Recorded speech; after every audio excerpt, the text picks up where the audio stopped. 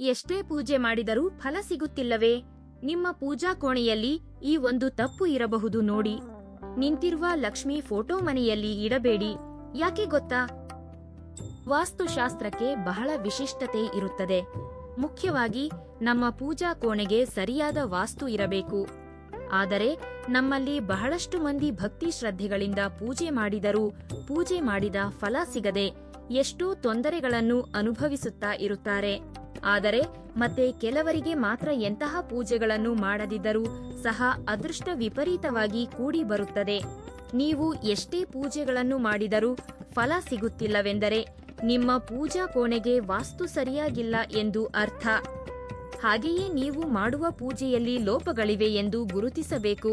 ಆದ್ದರಿಂದ ನಿಮ್ಮ ಪೂಜೆಗಳಿಗೆ 2ರಷ್ಟು ಪುಣ್ಯ ಪಡೆಯಬೇಕಾದರೆ ಪೂಜಾ ಕೋಣೆಯ ವಿಷಯದಲ್ಲಿ ಎಂತಹ ಜಾಗ್ರತೆಗಳನ್ನು ತೆಗೆದುಕೊಳ್ಳಬೇಕೆಂದು ಈ ವಿಡಿಯೋದಲ್ಲಿ ತಿಳಿದುಕೊಳ್ಳೋಣ. ಮೊದಲಿಗೆ ಈ ವಿಡಿಯೋಗೆ ಒಂದು ಲೈಕ್ ಕೊಟ್ಟು ಪ್ರತಿಯೊಬ್ಬರೂ ನಿಮ್ಮ ಆರಾಧ್ಯ ದೈವನ ಹೆಸರನ್ನು ಕಾಮೆಂಟ್ ಮಾಡಿ. ವಾಸ್ತುಶಾಸ್ತ್ರದ ಪ್ರಕಾರ ನಮ್ಮ ಪೂಜಾ ಕೋಣೆ ಈಶಾನ್ಯದಲ್ಲೇ ಇರಬೇಕು. ಏಕೆಂದರೆ ಈಶಾನ್ಯದಲ್ಲಿ ದೇವತೆಗಳು ನೆಲೆಸಿರುತ್ತಾರೆ. ಆದ್ದರಿಂದ ದೇವತೆಗಳು ವಾಸಿಸುವ ಈಶಾನ್ಯದಲ್ಲಿ ಪೂಜಾ ಕೋಣೆ ಇದ್ದರೆ ಮಾತ್ರ ನಿಮ್ಮ ಪೂಜೆಗಳಿಗೆ ಸರಿಯಾದ ಪುಣ್ಯಫಲ ಲಭಿಸುತ್ತದೆ. ಹಾಗೆಯೇ ಪೂರ್ವ ಮತ್ತು ಉತ್ತರ ದಿಕ್ಕುಗಳಲ್ಲಿ ಕೂಡ ಪೂಜಾ ಕೋಣೆಯನ್ನು ನಿರ್ಮಿಸಿಕೊಳ್ಳಬಹುದು. ಆದರೆ ದಕ್ಷಿಣ ದಿಕ್ಕಿನಲ್ಲಿ ಮಾತ್ರ ಅಪ್ಪಿತಪ್ಪಿಯೂ ಪೂಜಾ ಕೋಣೆ ಇರಬಾರದು. ಹಾಗೆಯೇ ನೈಋತ್ಯ, ವಾಯುವ್ಯ ಮತ್ತು ಆಗ್ನೇಯ ಈ 3 ದಿಕ್ಕುಗಳಲ್ಲಿ ಕೂಡ ಪೂಜಾ ಕೋಣೆ ಇರಬಾರದು. ಪೂಜಾ ಕೋಣೆಗೆ ಪ್ರತ್ಯೇಕವಾಗಿ ಸ್ಥಳ ಇಲ್ಲದಿದ್ದರೆ ಅಡುಗೆ ಮನೆಯ ಈಶಾನ್ಯದಲ್ಲಿ ಕೂಡ ಪೂಜಾ ಕೋಣೆಯನ್ನು ಏರ್ಪಡಿಸಿಕೊಳ್ಳಬಹುದು. ಆದರೆ ಬೆಡ್ರೂಮ್ನಲ್ಲಿ ಮಾತ್ರ ಅಪ್ಪಿತಪ್ಪಿಯೂ ಪೂಜಾ ಕೋಣೆ ಇರಬಾರದು. ನಿಮ್ಮ ಪೂಜಾ ಕೋಣೆಯ ಗೋಡೆಗಳ ಮೇಲೆ ಸ್ವಸ್ತಿಕ ಗುರುತು ಹಾಗೆಯೇ ಓಂ ಗುರುತು ಕಡ್ಡಾಯವಾಗಿ ಇರಬೇಕು.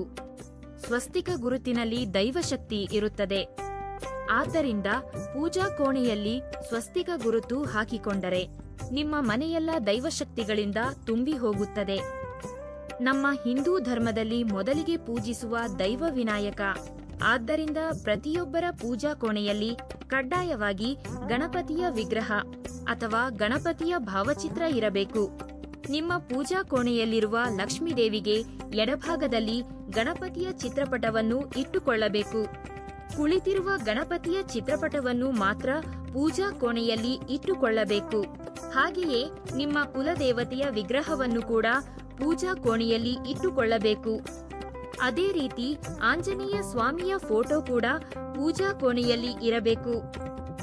ಪ್ರತಿ ಮಂಗಳವಾರ ಮತ್ತು ಶನಿವಾರಗಳಲ್ಲಿ ನಿಮ್ಮ ಪೂಜಾ ಕೋಣೆಯ ಮುಂದೆ ಕುಳಿತು ಹನುಮಾನ್ ಚಾಲಿಸಾವನ್ನು ಓದಿರಿ. ಆಗ ನಿಮ್ಮ ಕುಟುಂಬದ ಕಷ್ಟಗಳೆಲ್ಲ ತಕ್ಷಣವೇ ದೂರವಾಗಿ ಎಷ್ಟೋ ಶುಭ ಫಲಗಳು ಉಂಟಾಗುತ್ತವೆ. ಇನ್ನು ಪೂಜಾ ಕೋಣೆಯನ್ನು ಸ್ವಚ್ಛಗೊಳಿಸುವ ವಿಷಯದಲ್ಲಿ ಕೂಡ ತಕ್ಕ ಜಾಗ್ರತೆಗಳನ್ನು ತೆಗೆದುಕೊಳ್ಳಬೇಕು. ಪ್ರತಿ ವಾರಕ್ಕೊಮ್ಮೆ ಪೂಜಾ ಕೋಣೆಯನ್ನು ಶುದ್ಧಿ ಮಾಡಿಕೊಳ್ಳಬೇಕು. ಇಲ್ಲದಿದ್ದರೆ ನಿಮ್ಮ ಮನೆಯಲ್ಲಿರುವ ದೈವಶಕ್ತಿಗಳೆಲ್ಲ ನಶಿಸುತ್ತವೆ. ಆದ್ದರಿಂದ ಪ್ರತಿ ಗುರುವಾರ ಅಥವಾ ಪ್ರತಿ ಶನಿವಾರ ನಿಮ್ಮ ಪೂಜಾ ಕೋಣೆಯನ್ನು ತಪ್ಪದೇ ಸ್ವಚ್ಛಗೊಳಿಸಿ. ಮುಖ್ಯವಾಗಿ ಪೂಜಾ ಕೋಣೆಯನ್ನು ಸ್ವಚ್ಛಗೊಳಿಸುವಾಗ ನೀರಿನಲ್ಲಿ ಸ್ವಲ್ಪ ಕಲ್ಲು ಉಪ್ಪನ್ನು ಹಾಕಿ ಆ ಉಪ್ಪಿನ ನೀರಿನಿಂದ ಪೂಜಾ ಕೋಣೆಯನ್ನು ಸ್ವಚ್ಛಗೊಳಿಸಬೇಕು. ತನ್ಮೂಲಕ ನಕಾರಾತ್ಮಕ ಶಕ್ತಿಗಳೆಲ್ಲ ದೂರವಾಗಿ ನಿಮ್ಮ ಮನೆಗೆ ದೈವಶಕ್ತಿಗಳು ಆಕರ್ಷಿಸುತ್ತವೆ. ಹಾಗೆಯೇ ಪೂಜಾ ಕೋಣೆಯಲ್ಲಿ ಯಾವುದೇ ಪರಿಸ್ಥಿತಿಯಲ್ಲೂ ನ್ಯೂಸ್ ಪೇಪರ್ಗಳನ್ನು ಹಾಕಬಾರದು. ಎಷ್ಟೋ ರೀತಿಯ ಮರಣ ವಾರ್ತೆಗಳು ನ್ಯೂಸ್ ಪೇಪರ್ನಲ್ಲಿ ಇರುತ್ತವೆ.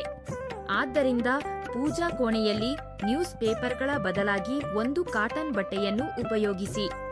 ಇನ್ನು ನಮ್ಮಲ್ಲಿ ಬಹಳಷ್ಟು ಮಂದಿ ಎಷ್ಟೋ ಸಮಸ್ಯೆಗಳಿಂದ ತೊಂದರೆ ಅನುಭವಿಸುತ್ತಾ ಇರುತ್ತಾರೆ. ಅಂತಹವರು ನಿಮ್ಮ ಪೂಜಾ ಕೋಣೆಯ ಈಶಾನ್ಯದಲ್ಲಿ ಒಂದು ಸಣ್ಣ ನೀರಿನ ಕಳಶವನ್ನು ಇಟ್ಟುಕೊಳ್ಳಿ. ಒಂದು ಸಣ್ಣ ತಾಮ್ರದ ಕಳಶಕ್ಕೆ ಕುಂಕುಮದ ಬೊಟ್ಟು ಇಟ್ಟು ಪೂರ್ಣವಾಗಿ ನೀರು ತುಂಬಿಸಿ ನಿಮ್ಮ ಪೂಜಾ ಕೋಣೆಯಲ್ಲಿ ಇಟ್ಟುಕೊಳ್ಳಿ. ಪ್ರತಿದಿನ ಬೆಳಿಗ್ಗೆ ಸ್ನಾನ ಮಾಡಿದ ನಂತರ ಕಳಶದಲ್ಲಿರುವ ನೀರನ್ನು ಬದಲಿಸಿ. ಹೀಗೆ ಮಾಡುವುದರಿಂದ ನಿಮ್ಮ ಮನೆಗೆ ಎಲ್ಲಾ ವಿಧದಲ್ಲೂ ಕೂಡಿ ಬರುತ್ತದೆ. ಧನಪರವಾಗಿ ಚೆನ್ನಾಗಿ ಅಭಿವೃದ್ಧಿ ಹೊಂದುತ್ತೀರಿ. ಇನ್ನು ನಿಮ್ಮ ಪೂಜಾ ಕೋಣೆಯಲ್ಲಿ ಕಡ್ಡಾಯವಾಗಿ ಅಕ್ಷತೆ ಇರಬೇಕು. ಪ್ರತಿದಿನ ಬೆಳಿಗ್ಗೆ ಸ್ನಾನ ಮಾಡಿ ದೇವರಿಗೆ ನಮಸ್ಕಾರ ಮಾಡಿಕೊಂಡು ತಲೆಯ ಮೇಲೆ ಅಕ್ಷತೆ ಹಾಕಿಕೊಂಡರೆ ದೇವತೆಗಳ ಆಶೀರ್ವಾದ ಖಚಿತವಾಗಿ ಲಭಿಸುತ್ತದೆ. ಮನೆಯ ಯಜಮಾನ ಪೂಜಾ ಕೋಣೆಯಲ್ಲಿ ದೀಪ ಹಚ್ಚಿದರೆ ಆ ಕುಟುಂಬದ ಒಟ್ಟಾರೆ ಅದೃಷ್ಟ ಐಶ್ವರ್ಯ ಕೂಡಿ ಬರುತ್ತದೆ. ಇನ್ನು ಪೂಜಾ ಕೋಣೆಯಲ್ಲಿರುವ ದೇವರ ವಿಗ್ರಹಗಳನ್ನು ನೇರವಾಗಿ ನೆಲದ ಮೇಲೆ ಇಡಬಾರದು. ಪೂಜಾ ಕೋಣೆಯಲ್ಲಿ ಒಂದು ಸಣ್ಣ ಪೀಠವನ್ನು ಏರ್ಪಡಿಸಿ ಆ ಪೀಠದ ಮೇಲೆ ದೇವರ ವಿಗ್ರಹಗಳನ್ನು ಇಟ್ಟುಕೊಳ್ಳಬೇಕು. ಆದರೆ ದೇವರ ವಿಗ್ರಹಗಳನ್ನು ಅಪ್ಪಿತಪ್ಪಿಯೂ ಗೋಡೆಗೆ ತಾಗಿಸಿ ಇಡಬಾರದು. ಪೂಜಾ ಕೋಣೆಯಲ್ಲಿರುವ ದೇವರ ವಿಗ್ರಹಗಳು ದೊಡ್ಡ ಸೈಜ್ನಲ್ಲಿ ಇರಬಾರದು. 9 ಇಂಚು ಎತ್ತರದ ಒಳಗಿನ ದೇವರ ವಿಗ್ರಹಗಳು ಇರಬೇಕು. ಅದಕ್ಕಿಂತ ದೊಡ್ಡ ಸೈಜ್ನಲ್ಲಿ ಇರಬಾರದು. ಹಾಗೆಯೇ ಪೂಜಾ ಕೋಣೆಯಲ್ಲಿರುವ ದೇವರ ಫೋಟೋಗಳು ಒಂದಕ್ಕೊಂದು ಎದುರೆದುರಾಗಿ ಇರಬಾರದು. ಇದರಿಂದ ವಾಸ್ತು ದೋಷ ಉಂಟಾಗುತ್ತದೆ.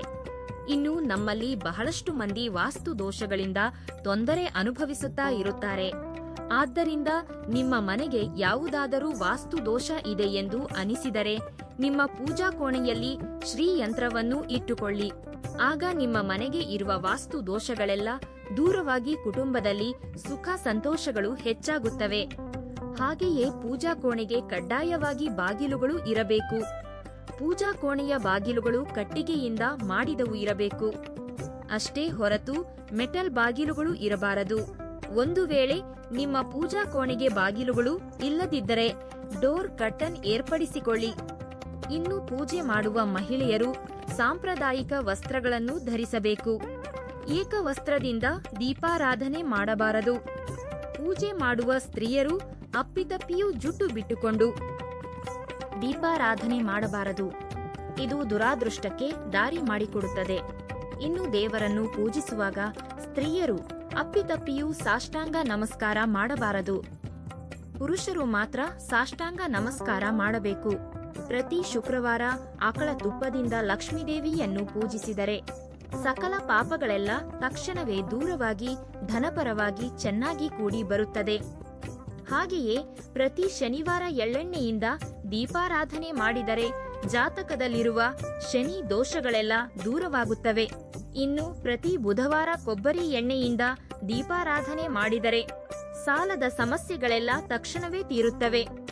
ಮನೆಯಲ್ಲಿ ದೀಪಾರಾಧನೆ ಮಾಡುವಾಗ ಅಶ್ವತ್ಥ ಎಲೆಯ ಮೇಲೆ ದೀಪ ಹಚ್ಚಿದರೆ ಪೂರ್ವಜನ್ಮದ ಪಾಪಗಳೆಲ್ಲ ದೂರವಾಗುತ್ತವೆಯಂತೆ. ನಿಮ್ಮ ಪೂಜಾ ಕೋಣೆಯಲ್ಲಿರುವ ದೇವತಾ ಮೂರ್ತಿಗಳು ಕುಳಿತಿರುವ ಸ್ಥಿತಿಯಲ್ಲಿ ಇರಬೇಕು. ಅಷ್ಟೇ ಹೊರತು ನಿಂತಿರುವ ದೇವರ ಚಿತ್ರಪಟಗಳನ್ನು ಪೂಜಾ ಕೋಣೆಯಲ್ಲಿ ಅಸಲು ಇಡಬಾರದು. ಮುಖ್ಯವಾಗಿ ನಿಂತಿರುವ ಲಕ್ಷ್ಮೀದೇವಿಯ ಚಿತ್ರಪಟವನ್ನು ಪೂಜಾ ಕೋಣೆಯಲ್ಲಿ ಇಡಬಾರದು. ಇದರಿಂದ ನಿಮ್ಮ ಮನೆಯ ಸಂಪತ್ತು ನಶಿಸುತ್ತದೆ. ಆದ್ದರಿಂದ ಕಮಲದ ಮೇಲೆ ಕುಳಿತಿರುವ ಲಕ್ಷ್ಮೀದೇವಿಯ ಚಿತ್ರಪಟವನ್ನು ಮಾತ್ರ ನಿಮ್ಮ ಪೂಜಾ ಕೋಣೆಯಲ್ಲಿ ಇಟ್ಟುಕೊಳ್ಳಬೇಕು. ಹಾಗೆಯೇ ವಾಸ್ತುಶಾಸ್ತ್ರದ ಪ್ರಕಾರ ಮೆಟ್ಟಿಲುಗಳ ಕೆಳಗೆ ಖಾಲಿ ಸ್ಥಳವಿದ್ದರೆ ಅಲ್ಲಿ ಪೂಜಾ ಕೋಣೆಯನ್ನು ನಿರ್ಮಿಸಬಾರದು. ಇನ್ನು ಮನೆಯಲ್ಲಿ ದೀಪಾರಾಧನೆ ಮಾಡುವ ಮಹಿಳೆಯರು ಪೂರ್ವ ಮುಖವಾಗಿ ಅಥವಾ ಉತ್ತರ ಮುಖವಾಗಿ ಕುಳಿತು ಪೂಜೆಗಳನ್ನು ಮಾಡಬೇಕು. ಅದೇ ರೀತಿ ಪೂಜೆ ಮಾಡುವ ಮಹಿಳೆಯರು ತಲೆಯ ಮೇಲೆ ಬಟ್ಟೆಯನ್ನು ಮುಚ್ಚಿಕೊಂಡು ದೇವರನ್ನು ಪೂಜಿಸಬೇಕು. ಹಾಗೆ ಮಾಡುವುದರಿಂದ ನಿಮ್ಮ ಪೂಜೆಗಳಿಗೆ 2ರಷ್ಟು ಪುಣ್ಯಫಲ ದೊರೆಯುತ್ತದೆ. ಇನ್ನು ನಮ್ಮಲ್ಲಿ ಕೆಲವರು ತಮ್ಮ ಪೂಜಾ ಕೋಣೆಯಲ್ಲಿ ಚಿನ್ನ ಧನದಂತಹ ಬೆಲೆ ಬಾಳುವ ವಸ್ತುಗಳನ್ನು ಇಟ್ಟುಕೊಳ್ಳುತ್ತಾರೆ. ಆದರೆ ಹೀಗೆ ಅಸ್ಸಲು ಮಾಡಬಾರದು. ದೇವತೆಗಳು ಸಂಚರಿಸುವ ಪೂಜಾ ಕೋಣೆ ಯಾವಾಗಲೂ ಬೆಳಕಿನಿಂದಲೇ ಇರಬೇಕು. ಪೂಜಾ ಕೋಣೆ ಕತ್ತಲಾಗಿ ಇರಬಾರದು. ರಾತ್ರಿ ಸಮಯದಲ್ಲಿ ಕೂಡ ಪೂಜಾ ಕೋಣೆ ಕತ್ತಲಾಗಿ ಇರಬಾರದು.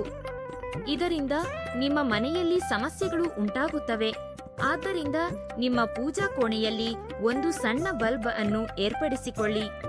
ಇನ್ನು ಪ್ರತಿದಿನ ಪೂಜೆಗಳನ್ನು ಮಾಡಲು ಸಾಧ್ಯವಾಗದವರು ಪ್ರತಿ ಶುಕ್ರವಾರ ಗುಲಾಬಿ ಹೂವುಗಳಿಂದ ಲಕ್ಷ್ಮೀದೇವಿಯನ್ನು ಪೂಜಿಸಿದರೆ ನಿಮ್ಮ ಕುಟುಂಬದ ಒಟ್ಟಾರೆಯಾಗಿ ಅಷ್ಟೈಶ್ವರ್ಯಗಳು ಉಂಟಾಗುತ್ತವೆ.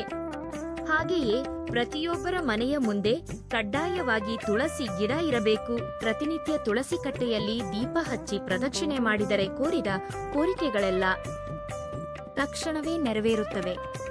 ಇನ್ನು ಪೂಜಾ ಕೋಣೆಯ ಬಣ್ಣಗಳ ವಿಷಯದಲ್ಲಿ ಕೂಡ ಬಹಳ ಜಾಗರೂಕರಾಗಿ ಇರಬೇಕು. ನಿಮ್ಮ ಪೂಜಾ ಕೋಣೆಯ ಗೋಡೆಗಳಿಗೆ ತಿಳಿ ಹಳದಿ ಬಣ್ಣ ಅಥವಾ ತಿಳಿ ನೀಲಿ ಬಣ್ಣ ಹಾಕಬೇಕು. ಇದರಿಂದ ನಿಮ್ಮ ಮನಸ್ಸು ಪ್ರಶಾಂತವಾಗಿ ಇದ್ದು ದೇವರ ಮೇಲೆ ಸರಿಯಾದ ದೃಷ್ಟಿ ಇರುತ್ತದೆ. ಪೂಜಾ ಕೋಣೆಗೆ ಎದುರಾಗಿ ವಾಶ್ರೂಮ್ ಇರಬಾರದು. ಈ ಎರಡೂ ಎದುರೆದುರಾಗಿ ಇದ್ದರೆ ನಿಮ್ಮ ಮನೆಗೆ ವಾಸ್ತು ದೋಷ ಉಂಟಾಗುತ್ತದೆ. ಎಷ್ಟೋ ಪವಿತ್ರವಾದ ಪೂಜಾ ಕೋಣೆ ಯಾವಾಗಲೂ ಸುಗಂಧದಿಂದ ಇರಬೇಕು. ಒಣಗಿಹೋದ ಪುಷ್ಪಗಳು ಪೂಜಾ ಕೋಣೆಯಲ್ಲಿ ಇರಬಾರದು. ಹಾಗೆಯೇ ಪೂಜಾ ಕೋಣೆಯಲ್ಲಿ ದುರ್ವಾಸನೆ ಬರಬಾರದು. ನಿಮ್ಮ ಪೂಜಾ ಕೋಣೆಯಲ್ಲಿ ದುರ್ವಾಸನೆ ಬರುತ್ತಿದ್ದರೆ ಆ ಪ್ರದೇಶದಲ್ಲಿ ದೇವತೆಗಳು ವಾಸಿಸುವುದಿಲ್ಲ. ಇನ್ನು ಒಡೆದು ಹೋದ ದೇವರ ವಿಗ್ರಹಗಳು ಹಾಗೆಯೇ ಹಳೆಯದಾದ ದೇವರ ಚಿತ್ರಪಟಗಳನ್ನು ಪೂಜಾ ಕೋಣೆಯಲ್ಲಿ ಇರಿಸಬಾರದು. ಇವುಗಳಿಂದ ನಕಾರಾತ್ಮಕ ಶಕ್ತಿಗಳು ಹೆಚ್ಚಾಗಿ ನಿಮ್ಮ ಮನೆಯಲ್ಲಿ ಜಗಳಗಳು ಉಂಟಾಗುತ್ತವೆ. ಆದ್ದರಿಂದ ಯಾವುದಾದರೂ ದೇವರ ವಿಗ್ರಹ ಒಡೆದರೆ ತಕ್ಷಣವೇ ಪೂಜಾ ಕೋಣೆಯಿಂದ ತೆಗೆದು ಪವಿತ್ರ ನದಿಗಳಲ್ಲಿ ವಿಸರ್ಜಿಸಿ ಅಥವಾ ಯಾವುದಾದರೂ ದೇವಾಲಯದಲ್ಲಿ ಇಟ್ಟುಬಿಡಿ. ಇನ್ನು ಕಪ್ಪು ಬಣ್ಣದಲ್ಲಿರುವ ದೇವರ ವಿಗ್ರಹಗಳನ್ನು ಪೂಜಾ ಕೋಣೆಯಲ್ಲಿ ಇಡಬಾರದು. ನಿಮ್ಮ ಪೂಜಾ ಕೋಣೆಯಲ್ಲಿ ಶಿವಲಿಂಗ ಇದ್ದರೆ ಪ್ರತಿದಿನ ಶಿವಲಿಂಗಕ್ಕೆ ನೀರಿನಿಂದ ಅಭಿಷೇಕ ಮಾಡಿ ಯಾವುದಾದರೂ ಸಿಹಿ ನೈವೇದ್ಯವನ್ನು ಅರ್ಪಿಸಬೇಕು. ಒಂದು ಶಿವಲಿಂಗ ಮಾತ್ರ ಪೂಜಾ ಕೋಣೆಯಲ್ಲಿ ಇರಬೇಕು. ಅಪ್ಪಿತಪ್ಪಿಯೂ 2 ಶಿವಲಿಂಗಗಳು ಪೂಜಾ ಕೋಣೆಯಲ್ಲಿ ಇರಬಾರದು. ಇನ್ನು ಉಗ್ರ ರೂಪದಲ್ಲಿರುವ ದೇವರ ಚಿತ್ರಪಟಗಳು ಕೂಡ ಪೂಜಾ ಕೋಣೆಯಲ್ಲಿ ಇರಬಾರದು. ಶನಿದೇವರು, ಕಾಳಿಕಾದೇವಿ, ಭೈರವ, ಉಗ್ರ ರೂಪದಲ್ಲಿರುವ ನರಸಿಂಹಸ್ವಾಮಿ ಇಂತಹ ದೇವರ ಪಟಗಳು ಪೂಜಾ ಕೋಣೆಯಲ್ಲಿ ಇರಿಸಬಾರದು. ಮನಸ್ಸಿನಲ್ಲಿ ಕೆಟ್ಟ ಆಲೋಚನೆಗಳನ್ನು ಇಟ್ಟುಕೊಂಡು ದೇವರನ್ನು ಪೂಜಿಸಿದರೆ ಎಂತಹ ಫಲವೂ ಇರುವುದಿಲ್ಲ. ಈ ಮಾಹಿತಿ ನಿಮಗೆ ಇಷ್ಟವಾಗಿದ್ದರೆ ವಿಡಿಯೋವನ್ನು ಲೈಕ್ ಮಾಡಿ ಮತ್ತು ನಿಮ್ಮ ಆತ್ಮೀಯರೊಂದಿಗೆ ಶೇರ್ ಮಾಡಿ. ಇಂತಹ ಇನ್ನಷ್ಟು ದೈವಿಕ ಮಾಹಿತಿಗಾಗಿ ನಮ್ಮ ಚಾನೆಲ್ ಅನ್ನು ಸಬ್ಸ್ಕ್ರೈಬ್ ಮಾಡಿಕೊಳ್ಳಿ. ಎಲ್ಲರಿಗೂ ಆ ಭಗವಂತ ಒಳ್ಳೆಯದು ಮಾಡಲಿ. ಧನ್ಯವಾದಗಳು.